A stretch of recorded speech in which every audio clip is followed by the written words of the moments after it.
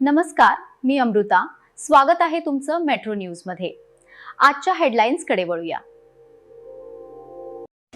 त्याची आलो हे थोडं महागाई सांगितले. असे 20 मशीन लागतील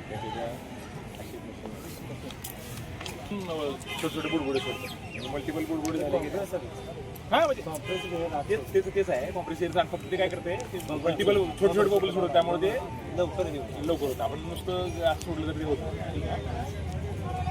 हॅलो हॅलो हां. आणि बाकीचं मग आपण बाकीचं CSR म्हणून टाकायचं. ठीक आहे. आता कसं होतं ह्याला हे बरोबर ह्याला ते कसं होतं कंबर तलाव काय होतं की पाणी फ्रेश पाणी येत राहतं जात राहतं. एकदम म्हणजे ते आपण म्हणतो ना ते.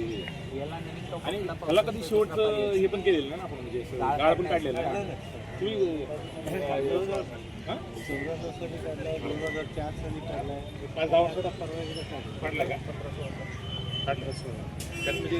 पण ह्या वर्षी पण माझा विचार आहे कॉलेज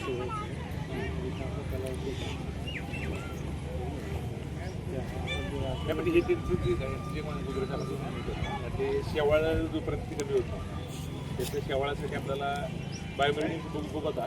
वाटलं तर परत हे दरवर्षी करायला लागेल.